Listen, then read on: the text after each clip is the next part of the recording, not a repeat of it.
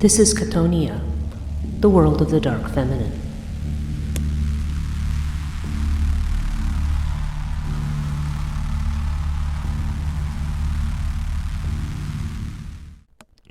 Hello and welcome to Chthonia, the podcast that deals with the dark feminine. My name is Breach Burke, and this week we are talking about the fifth of the Navadurgas called Skandamata.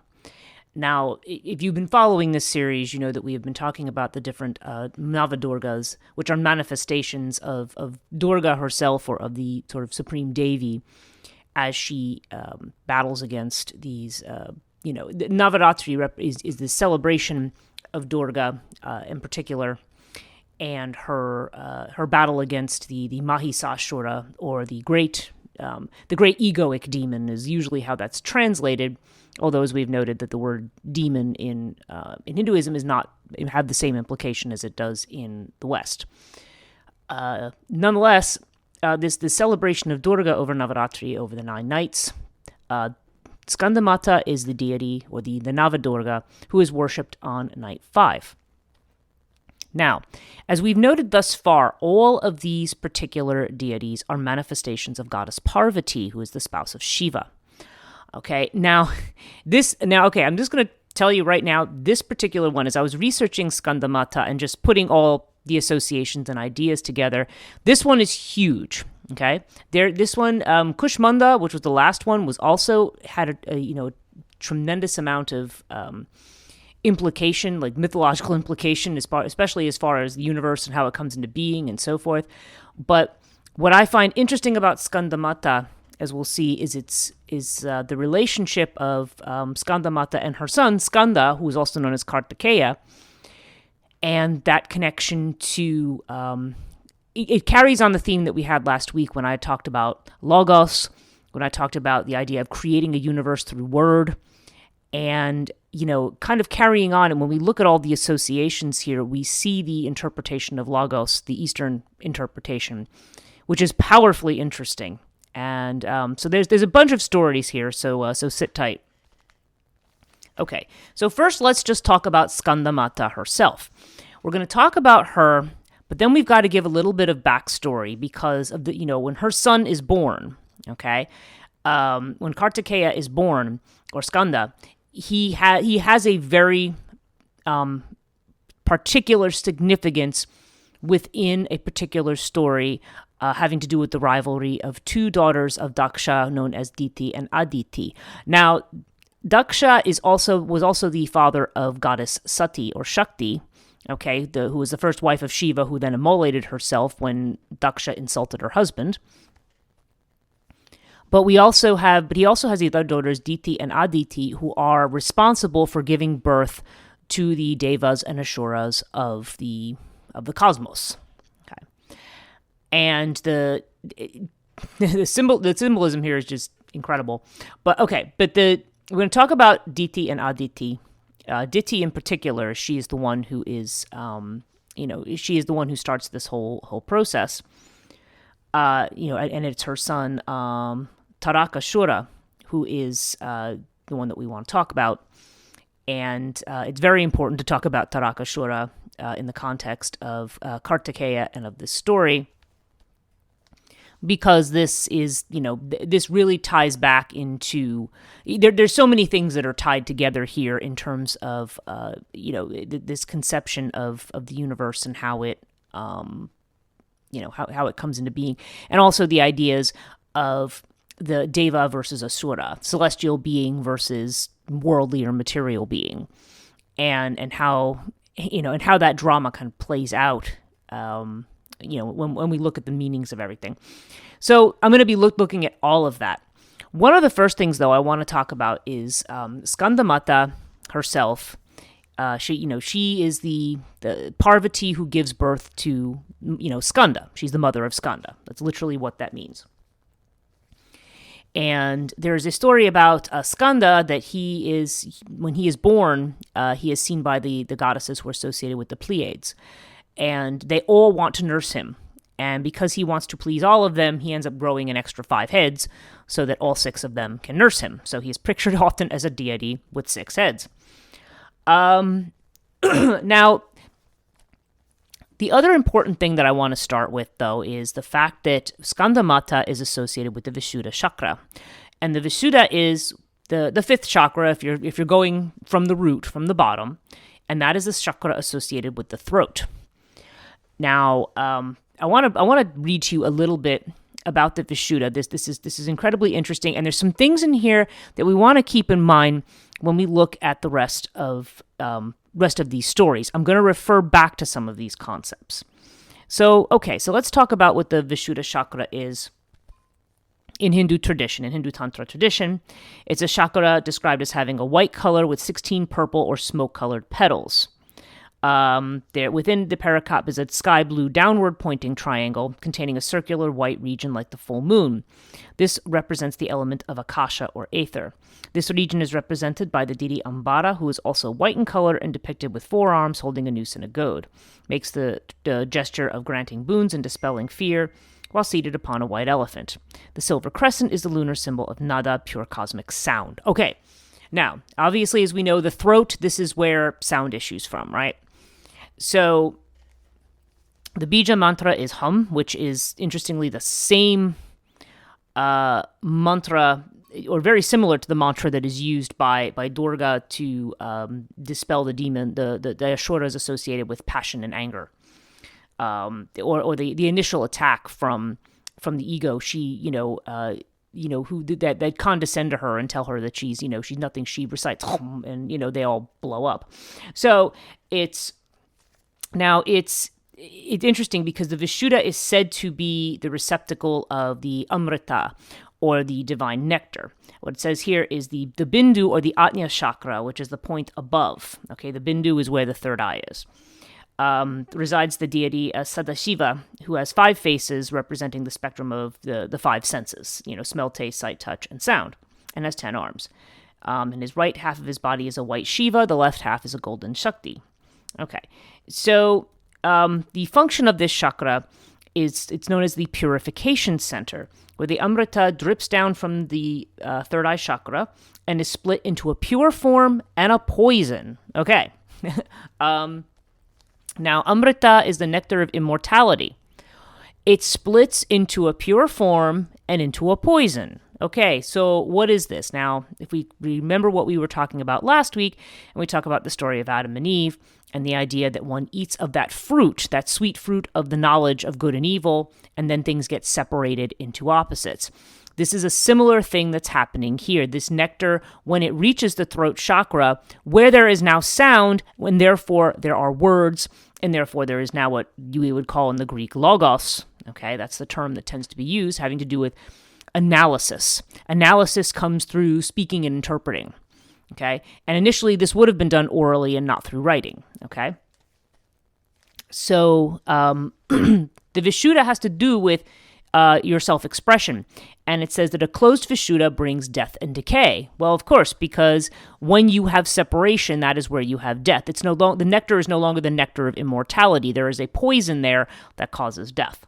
Okay, so this is this idea of that, that duality that comes out of the immortal unity. We see it expressed here. And it said, okay, so this is interesting. It says, when it's open, negative experiences are transformed into wisdom and learning. Success and failure in one's life are said to depend on the state of the chakra, whether polluted or clean. The feeling of being guilty is one of the most prominent reasons for this chakra to block Kundalini energy from moving upwards. It is associated with the element Akasha or ether and the sense of hearing as well as the action of speaking. Okay, and meditation upon it is said to bring about Varasiddhis or occult powers. All right, that makes sense because the Vishuddhi is therefore, so it's that almost that connector between what we think of as, between the mortal and the immortal. Let's put it that way. It's this idea of, so it has a lot to do with, it's sort of almost in a way the apex of worldly power.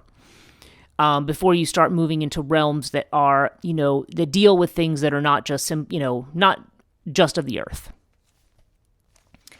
Now, it's associated with the neck and the throat due to its association with hearing. It's related to ears and speaking and the mouth.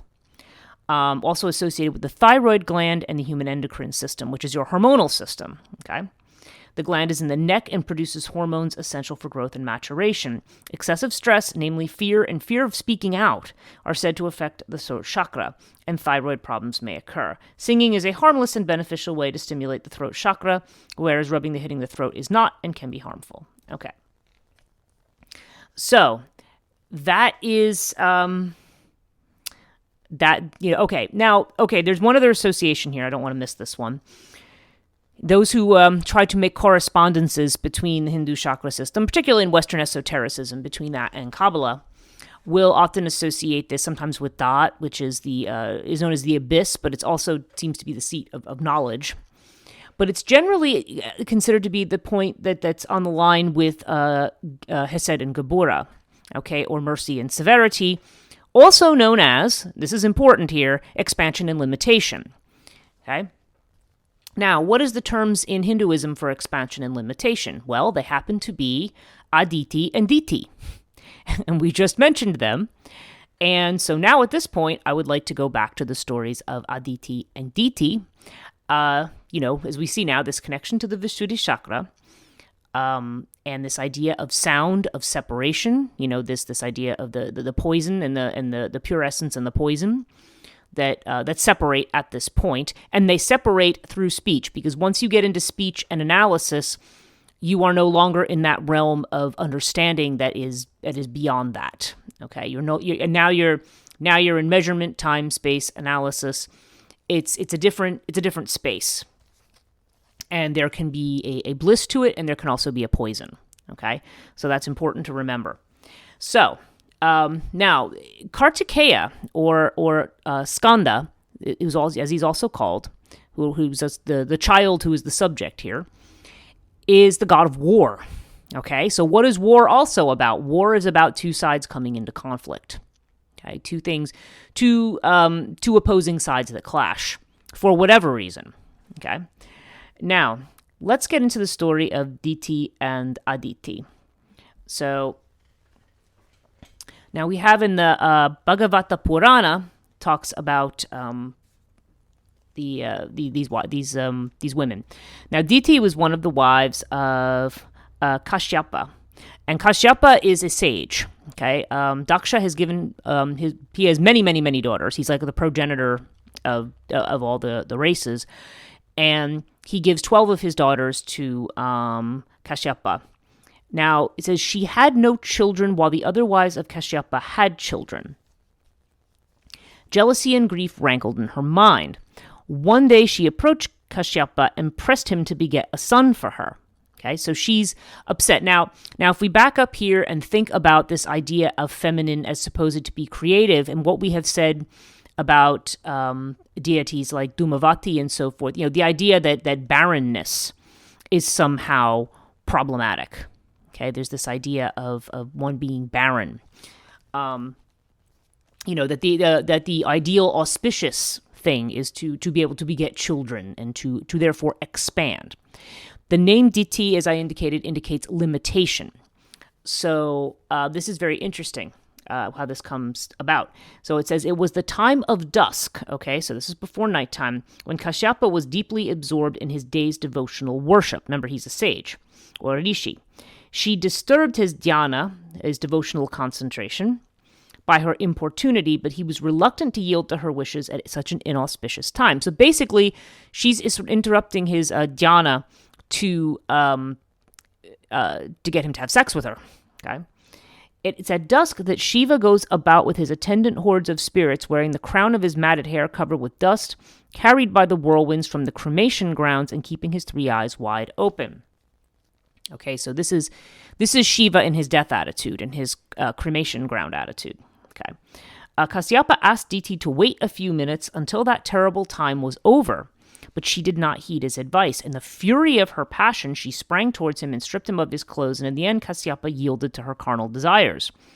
But after the act, he in a repentant mood told her she had defiled her mind by having sexual union in that unholy hour, and doing so had sinned against the gods. As a result, twin sons would be born in her womb. They would persecute and torture the three worlds. Mahavishnu would incarnate to destroy them. But since she also felt a little regret in her act, a grandson of hers called Prahlada would become a devotee of Vishnu. And then she had 2 other sons, Hiranyakashipu and Hiranyaksha. They were both born to Diti. Okay. So, and her 2 sons, of course, her 2 famous sons. We're not going to do a whole episode here on Diti, but she had two of her sons are killed. And she begs her husband to grant her a child that would be capable of defeating Indra, who is the king of the Devas. Now, backing up again for a minute, Aditi, her sister, is another spouse of the same sage, Kashyapa. But she has 12 children, but these are the progenitors of the Devas, or the celestial deities. Okay. Now, in the strictest terms, some people try to interpret Deva and Ashura as like angels and demons, or gods and gods and demons, or something like that. Those categorizations are bogus. Don't I realize that sometimes people use them to try to compare it in the Western mindset. But basically, you're talking about one that's celestial and one that's earthly. Okay, and then we tend to try to put a value judgment on it. In Hinduism, what you will see is that the earthly, the ones that are not concerned with anything beyond the earthly, may be limited because they're looking for this kind of as a means to an end. So people, for example, who have this kind of, it's this idea of where this kind of will to power comes in, which is not, which is not really natural to the world. What it is, that will to power comes in. When we're looking at this idea of the poison that comes in, it's this way in which the mind and the analysis, and therefore the need for control of things. We use language, we use rationality, we use that faculty is one of our main tools for attempting to have control of our environment and potentially control of other things. Now, this, again, as always, this doesn't have to be a bad thing, but when you're talking about things on this scale, what ends up happening is that need for control becomes greater and greater, and therefore it creates more and more limitation for other people. As you'll frequently see these Ashuras who gain a tremendous amount of siddhi or power, who now want to who now use that power to suppress, torment, or control others. Okay, so and again, not that they're necessarily there that way inherently, but because they're not seeing beyond a certain point, they're using that sort of tool of analysis for something that's more of a means to an end, rather than taking that earthly, all of the elements, the spiritual elements, and the wonder of the earthly domain, in a way that's that is not not about control. Then once you put those two things together, you potentially have a recipe for disaster, I think is what we're trying to say. Okay, so she wants him now to produce a child capable of destroying Indra, because Diti hates her sister Aditi, who has produced the Devas. Probably, and the implication is that she is jealous of her because she is fertile and readily able to produce children.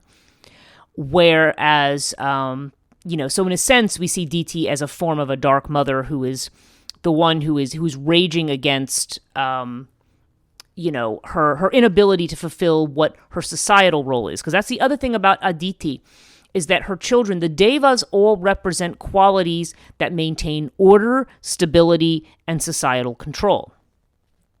So the Devas that she gives birth to are the ones that, they're the ones that have to do with, all of the things that are considered to be auspicious within an orderly society.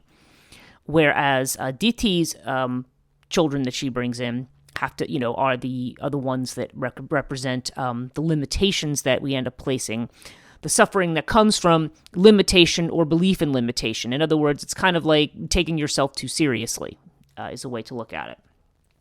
Okay, so she does. So she asks, to. She wants to have this child. Indra finds out about it, sneaks himself in, and ends up hitting the child with a thunderbolt. And then he splintered the fetus into many pieces, which originated the Marutas. Now, the important child here is there's a Shura called Vajranga, okay, who is connected to Diti. So I'm going to read the story of about the demon Tarakasura. So here we go. Here's the story from. I am using Wikipedia again as the summary, but the summaries are not inaccurate, and it's a little less confusing than reading the original. So, Diti, ever jealous of her sister Aditi, asked for her consort Kashpaya to provide a son who would be capable of defeating the Devas, who were the sons of Aditi. Consenting, Kashyapa granted his wife Vajranga, who possessed adamantine limbs. Now, those are like limbs of iron almost, okay? Who performed her bidding by capturing Indra and the Devas and punishing them. When Aditi protested, Brahma urged Vajranga to release his captives, who acquiesced, stating he had only done as his mother instructed. Pleased, Brahma created a wife for him, known as Vajrangi, who was both alluring and loving. When he offered her a boon, okay, this is when Vajranga offers his wife, Vajrangi, a boon. She asked him to grant her a son who would capture the three worlds and cause misery to Vishnu. Okay? So this is it. Okay, so this child of Diti and Kashyapa, Vajranga, now takes a wife. Okay, so this child we're looking at, this demon is like the grandchild. So when she asked for this boon, dumbstruck, he says, Vajranga performs a penance to Brahma to grant him a good son, who was born as Tarakasura. Okay, now, so this child of Vajranga and Vajrangi, born because Vajranga performs a penance to Brahma in order to grant a boon to his wife. Okay, now Brahma will grant boons if you again, Brahma again has to do with creation and order. If you perform all the proper actions, Brahma will grant you a boon, regardless of what your intentions are, auspicious or inauspicious, right? So then what happens is Taraka performs a penance to Brahma. And when Brahma finally appears to him, he asks for two boons. One, that none shall be his equal in the three worlds. And two, that only a son of Shiva could slay him. And now the reason he asked for this boon was because Shiva was, at this point, Shakti had been immolated. She was gone. And he was, bitterly kind of sitting in the woods, being a yogi, meditating. And he said Shiva is never going to marry again. So he's safe because Shiva will never have a son. Okay. So Brahma granted the wish, and Tarakasura probably overran Svarga, the world, expelling the Devas just like his father had, but now declaring himself as the new Indra. Okay, Indra was king of the gods. Indra approached Brahma and demanded that he assist him, since it was the latter's fault for granting whatever boons his devotees sought. Brahma explained that he could not do much, considering that Shiva was engaged in a deep tapas and would not notice Parvati, daughter of Himavan, who sought him as her consort. And Parvati, of course, is the reincarnation of Shakti. Indra had devised the scheme then with Kamadeva and Rati, because Indra also, as we've noted in the podcast where we talk about in his wife Indrani, or Indri, Indra is he's kind of an interesting in-between character, because even though he's a deva, he is subject to these kinds of things that we think of as worldly, having a wife, but cheating on her with a lot of other ones. Indra is so similar to Zeus in a lot of his aspects. It's fascinating. So he thinks that Kamadeva can cause Shiva to fall in love with Parvati by shooting his arrow, in the same way that we think of Cupid shooting the arrow, or Eros. But when he finally did, Shiva was grasped with desire initially, but he observed Kamadeva and then he burns him to ash. Okay, so Shiva destroys desire. And so then Parvati performs her severe penances, as we talked about in all the previous Navadurga episodes, and she finally wins Shiva and she marries him, right? And then she gives birth to a child, and their child is Kartikeya, or Skanda. Okay, so this is where she becomes Skandamata. Skanda, who is destined, and his purpose is to slay Taraka. Okay, this demon, or this Ashura who has taken over the three worlds. Now, It is worth noting that the name Tarak, okay, or Taraka, is the word for salvation. Okay, he is the demon of salvation. Now, the way this is usually interpreted is that people who do things that they think, the way in which people try to interpret in the way that we comfort ourselves when we're in pain, our salvation from pain, right? But they often may be short-sighted things. They give the example of if you have a migraine headache, deciding you're going to help you get rid of it by drilling a hole in your head, but then you'll probably die. So, it's Taraka is that, but I don't know. I feel that salvation, the idea of salvation, goes a lot deeper than that, because salvation implies, and the fact that he can take over the three worlds as this bringer of salvation, okay, but he's an Ashura. Anybody who knows my philosophy knows that I'm very opposed to the idea of salvation. I don't think anybody needs to be saved from anything. And oftentimes I do agree with the idea that we're often just deluding ourselves out of just fear and shame. And this would explain why this would have to deal with a blockage of the Visuddha chakra, right? Because if the Visuddha chakra is where we speak our authentic truth and who we are, and then if this is blocked, it's usually blocked by fear, guilt, and shame, which is usually brought on by ideas of salvation. This is something that we are supposed to be, quote unquote, saved from. Okay? So, so we have this idea of this demon or whatever that has to do with, this king of the Datyas or of the these Ashuras produced by Diti. He gets into this war. His whole way of being is to get into this war. And we're talking now in this field of opposites that are now existing. That are both the boon and the curse of this splitting of this amrita, this splitting of the nectar of immortality, which by the way, the gods, there's a whole other mythology of Shiva not wanting to grant this nectar. The Asuras try to steal it, in order to gain immortality for themselves and poison everything else. But then, Shiva swallows the poison in the ocean of compassion, and then that's Shivaratri is when the other gods sit up with Shiva to make sure, and the poison's held in his throat. Okay, that's another connection to this.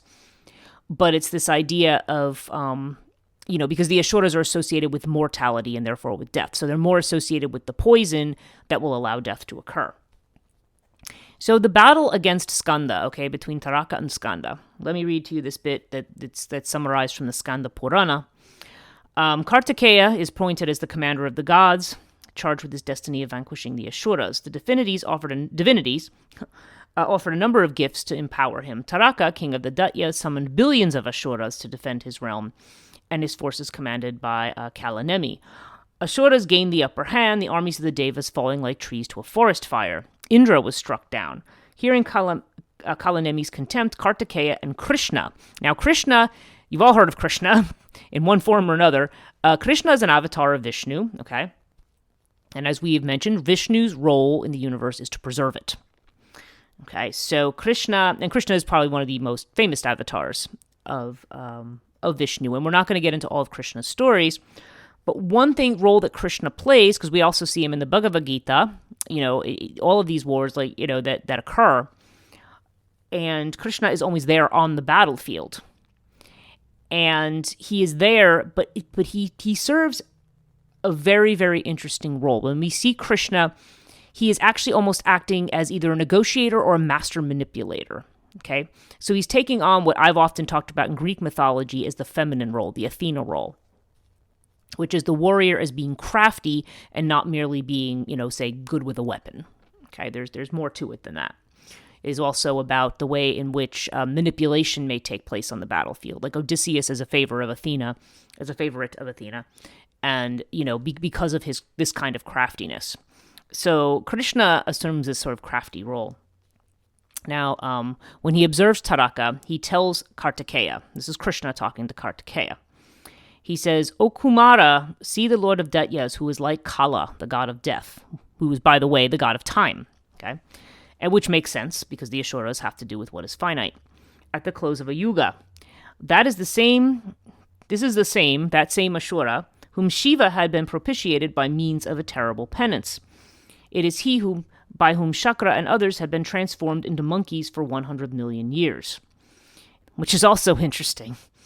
It is he who could not be defeated by us despite our pile of all of our superior weapons in the course of battle. This great Ashura should not be viewed with contemptuous disregard. He is Taraka. He is salvation, right? This is your 7th day. Now it is midday. Slay him before sunset, otherwise he cannot be killed. Okay. So this is Krishna's plea to Kartikeya. So Kartikeya ignores Taraka's words of condescension and battles him, hurling his terrible Shakti on the Asuras. Now, here's another thing. When they go to war, you've noticed that these male warriors are attacking with their Shakti, which is their female force, their consciousness. And this one we're not given a name for the Shakti, but it's this inherent the inherent power in everything. The power to be able to move, to do anything comes from the Shakti. Okay. When the miraculous missile was thrown by Skanda of unmeasured splendor, excessively terrible clusters of meteors fell on the earth. 1 million missiles of Shakti fell out from it, 1,000 million vehicles being struck down. When Krishna urged him to hurl his Shakti against Taraka, Skanda hesitated, observing that his foe is a devotee of Rudra. Now, Rudra is also a war deity and also associated with another fierce form of Shiva. So he's feeling like, well, can I go against somebody, who is this devotee of Shiva? And remember too that his boon is that he can only be killed by a son of Shiva. Krishna then manipulated Taraka into attacking Shiva. Okay. Thereupon, various devas rushed against the Daitya in the following manner. Okay, they talked about Janardana lifted up his discus and rushed speedily. Indra lifted up his thunderbolt. Yama raised his staff, roaring loudly. The infuriated Daneshvara roared, raising his iron club. So basically, all of these devas get very angry and rise up when they attack Shiva. The infuriated Rudras lift up their tridents. Sadhya devas raised their bows. Vashus lift up iron bolts. Vishva devas raised pestles and thrashing rods. The moon and the sun and their refulgence, and Ashvini devas, the medicinal herbs, serpents, the blazing poison, and the Himadri and other important ones lifted up the mountains. Nonetheless, Taraka is able to be equal to all of them, and he roars triumphantly. And Krishna laughs loudly, scornfully, loudly musing that had he known Skanda would not slay a devotee of Rudra, the devas and he would not have seen such destruction.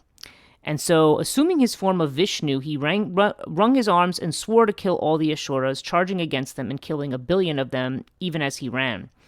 The earth shook and the devas grew terrified. The Gandharva Siddha urged Vishnu to think on his actions that threatened the entire universe. Reverting to his form as Krishna, so now he's doing this as a trick, Skanda and he charged towards Taraka, upon which they witnessed a woman emerge out of the latter's head. So a woman emerges from Taraka's head, okay? The woman announced she was Shakti, who had resided in the Ashura ever since his great penance, but would now forsake him because his A-dharma had outbalanced his dharma. Okay? He was no longer about preserving the universe. Any actions he had that had merit now had turned unmeritorious, so Shakti abandons him. Kartikeya seized the Shakti and pierced it against Taraka's heart, finally fulfilling his destiny even as the deities hailed his name. Okay, so it's interesting that the Shakti that motivates this demon called salvation it's kind of like his own Shakti is turned on himself by Kartikeya, who is the god of war. Now, again, but there's a lot to unpack there. And it's the way, but we notice too that Taraka is, in a way, he's almost, he's granted this kind of power. He is granted this wonderful Shakti that gives him this ability to defeat his enemies, that gives him this ability to take over and create the level of limitation that he wants to create in order to have more control for himself. And and you may say, okay, why does this even happen? Like, why are we going down this chain? Why is Diti so determined to have the Asuras win over the Devas? Well, part of it is her jealousy at the barrenness, because remember, barrenness is a form of limitation as well. It's the idea that when something is limited, it doesn't breed. You don't.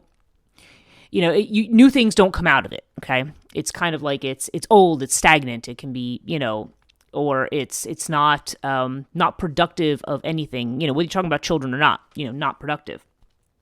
And her very name means limitation.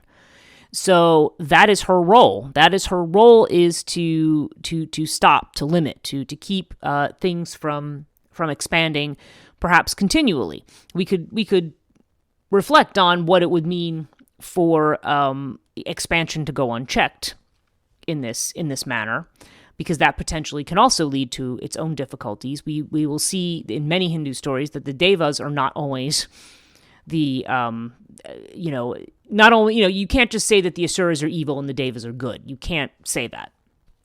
One good example of this was the story of Indra, who, when he decides he's, this great king, for defeating yet another demon, and he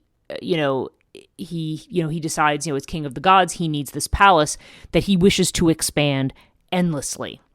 And the architect of the gods, goes to Brahma and says, got to do something about this. So Indra ends up being checked. But then Indra decides he's going to go completely the other way and become a yogi and not create anything at all. And then it's just kind of like, no. Then he's got to be kind of pulled back into his role as, as king of the gods and everything that implies. So he's not destined to be a yogi like Shiva was. He is not, nor is he, nor should he allow his own ego to get so great that he thinks that, that everything should be an endless, testament to his greatness. So, so it's interesting. We don't have these strict divisions of good and evil. When we see this nectar, this amrita of the Visuddha chakra, it's basically between, the divine, the nectar of immortality and the poison, which actually is the bringer of death and mortality. So the split we see here is not as it is in the Bible between the knowledge of good and evil, but rather between life and not life. Okay, and again, to a being that lives for thousands and thousands of years, or a being that is maybe technically considered to be immortal, in some sense, that's really where the division is. It's really between mortality and immortality. It's only in the West that we start to place a value judgment on that. I mean, again, nobody's looking for a premature death, but where death becomes a necessity is when there is either excessive limitation, where that balance is disrupted. And the disruption of this balance starts in the Visuddha chakra. The Visuddha chakra, which is where we see this, the singularity is now we see it differentiate into two strands, one that causes death, one that brings life.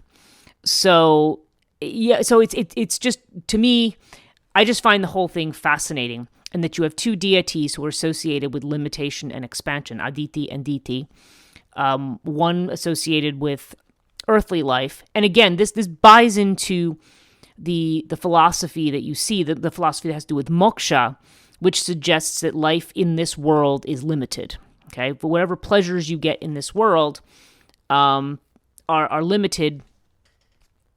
And at some point, it's getting off the wheel of existence and life, that life, of which death is a condition, to move beyond that into something that is not, again, this is not the same as dying and going to heaven or something like that. This is a different concept in which one merges back into that space that is not about differentiation. Okay, so. And which, again, is it's supposed to be like sort of a pure bliss, but it's just kind of a pure state of being. That by the way, and when I say pure, I don't necessarily mean good. I mean it's not either good or evil. It just is. So so we have this interesting story of Skanda. Now, that was I think that's mostly what I wanted to discuss in this one. I find this idea of the way in which they deal with the expansion or the limitation of something, or the way in which the world that is meant to be finite attempts to expand itself. That actually could almost be likened to the idea of like the Tower of Babel, for instance, where one continually tries to build this structure that's going to reach up into this sphere that's more infinite, and it can't do that. Even when we see the devas, the devis, like Chamunda in the Durga Sapta Shati, for example, who she opens her mouth, and when you have all of these armies of these asuras that represent all those mental powers and those material powers and material privilege and things like that, and she just opens her mouth, and they're just swallowed into this kind of limitless void. That when she opens her mouth and devours them, that's what you're being devoured into. And interestingly, in the West, and certainly in Western psychology, when you look at, for example, the work of Erich Neumann, he talks about the idea of the Great Mother like as the Great Round, from which we come out of and we differentiate. Okay, we move from this space that is unified to a differentiated space. And the one thing that we are terribly afraid of, particularly in patriarchal terms, you talk about Freudian castration anxiety and things like that, of being reassimilated into the great whole. And when I say whole, I mean WHOLE, or perhaps the other, which we see as more of an abyss. The earth swallowing you back up, you being swallowed back into the undifferentiated consciousness from which you came. And that is seen as a threat because we value that difference and that individuality in our kind of binary thinking that we have in Western culture. So this represents that, it basically is showing that duality as a double-edged sword. There are good things to it, or good things that can come out of it, or things that we might judge as good or pleasurable or bringing some kind of happiness of some type. And then there's also the poison aspect. And, that poison is, when we have certain things and, it gets out of control to the point that it becomes destructive of that life. Now, again, if they both flow from the third eye, then they pretend, they're separating into those two things, which implies that initial substance is also both of those things. So, the Amrita we think of as having to do with immortality in particular, but there is a poison to it. And that poison is necessary because, these things cannot expand endlessly. Limitation does have its place. However, like a lot of these stories of, gods who are born to defeat asuras of different types, it's when the asuras expand beyond where they can reasonably go without destroying everything. Okay, and this is where you see avatars of Vishnu like Krishna jump in because their role is to preserve the universe, and the devas representing social order are meant to preserve that order. That said, these things that potentially bring chaos are also not, they're not necessarily regarded as evils. They only become evils when they become power hungry and unchecked. In their own way, when they start to believe a lot of their own hype, as it were, which is why they tend to think of it as egoic. It's narcissistic. You know what I mean? It's self-serving, and it's no longer about what is for the good of the whole. The whole is no longer considered there. So now we're seeing kind of this double edge of individuality. I think that's where I'm going with this. And Skandamata, of course, it's funny. I've kind of gotten away from Skandamata, but that's really just her story. Is that she, she is the Mata, the mother of Skanda, who, also known as Kartikeya, the six-headed deity of war that ends up defeating Taraka, this demon of salvation. Okay, and And it's interesting that this demon of salvation can only be killed by Lord Shiva, or a son of Lord Shiva. Who is, fundamentally, probably Shiva was, as we said, probably was initially connected to Rudra, and is a god that is more connected to destruction, although Shiva also has a great force for creation as well. So it's showing you that the line, even though they're showing these distinctions, those lines are still very much blurred. And sometimes when things are presented in this way, we make it almost sound like it's a good and evil thing. Like the evil Taraka is defeated by the good Skanda or the good Krishna. It's not, that's not really what you want to take away from this. It's just that Taraka going unchecked, and this savior who's going to come in and do things that are unchecked, who's going to fix things and fix them his way and to his benefit. Gives us a lot to think about when you consider this in the broader spectrum of mythology. So, anyway, I hope I'm not too all over the place with that, as I always say at the end of these. But there's just so many connections to make here, and to me, it's just fascinating that when we deal with the story of Skanda or of Kartikeya, he is, he is this child of Shiva and Parvati. And this aspect of Parvati connected with the Visuddha chakra, which is very important. Because Shiva is, by the way, the one who brings language as well. Not only does he hold that poison in his throat at some point, but he also he is the one that brings the Sanskrit alphabet and sound.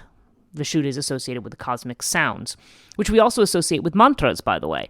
The mantras which can vibrate at the vibration at certain frequencies that allow us to tune into those frequencies of the universe. But also this becomes the way in which we have language, and in which you can actually have a society where things can be expressed and developed, and civilizations can develop, and so forth. But then we also see what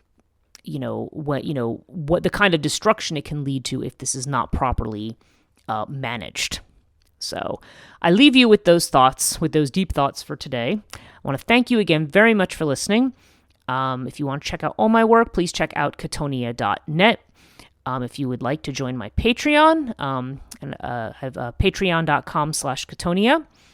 I try to pull out, one or two extra podcasts, at least once a month. And then, of course, as I'm working on new things and I have them in a form that is acceptable beyond my office, I share them. I'm getting ready to share some new things with my patrons now. So if you're more interested in that aspect of the work and being kept regularly up to date, getting initial, notification of podcasts, a subscriber notification, then definitely check it out. And of course, I'm always interested in what my patrons have to say about what they would like me to be doing and what else, what other kind of benefits they would like to have. So if you would like to join that community, patreon.com/Chthonia. Want to thank my patrons again. I thank you so much for your support and for, believing in this work and in the mission of this work, as erratic as it is at times. And thank you all for listening, and till the next episode.